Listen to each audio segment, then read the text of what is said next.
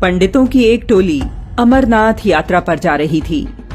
वे सोच रहे थे, क्या ये उनकी आखिरी अमरनाथ यात्रा है? क्या वे दोबारा यहाँ आ सकेंगे? नहीं।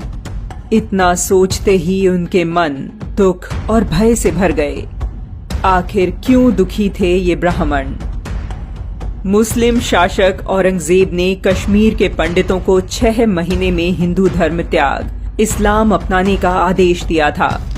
कोई रास्ता ना देख वे अमरनाथ यात्रा पर निकल पड़े। मार्ग में पहलगाम में ठहरना निश्चित हुआ। कुछ ही देर में वहां एक और टोली आ पहुंची। ब्राह्मण मुखिया कृपाराम ने उन साधारण लोगों में एक असाधारणता देखी। उनकी आंखों में डर का नामो निशान नहीं था। मालूम किया तो पता लगा कि यह उनके गुरु तेग बहादुर के कारण था।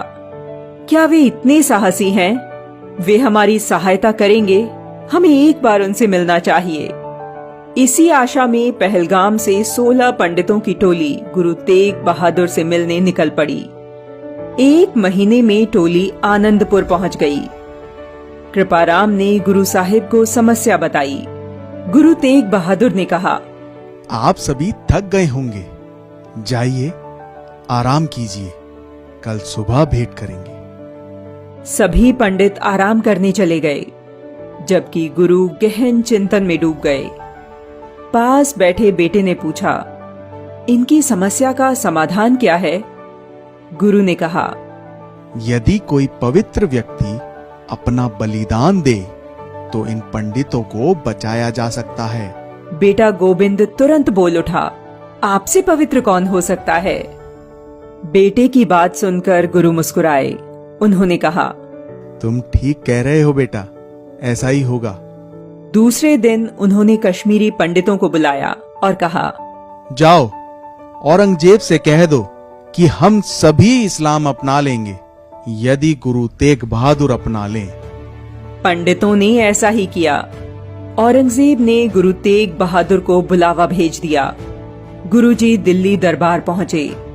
औरंगजेब ने जब उन्हें इस्लाम अपनाने को कहा तो मना करते हुए उन्होंने इस अन्याय के प्रति उसे जागरूक करते हुए कहा, जय प्रभु चहेता हिंदू ना जन्मे, तुरक जन्म ही वै निस्दिन में।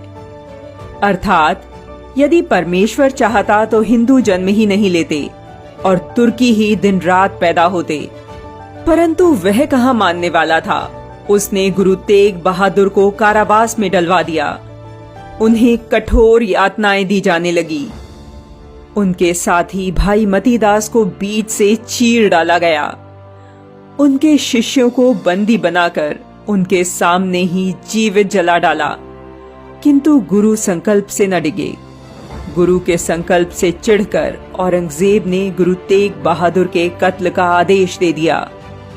दिल्ली के चांदनी चौक में गुरु तेग बहादुर ने तिलक जनेऊ की रक्षा के लिए अपना बलिदान दिया। दिल्ली का शीशगंज गुरुद्वारा वही स्थान है जहां उन्होंने बलिदान दिया। बलिदान के बाद उनके शिष्य सिर और धड़ को सुरक्षित निकाल ले गए।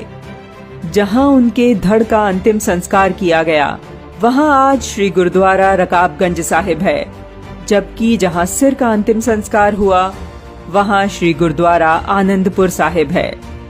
हिंदू धर्म के लिए अनन्य निष्ठा और समर्पण रखने वाले गुरु तेग बहादुर के बलिदान दिवस पर शत शत नमन।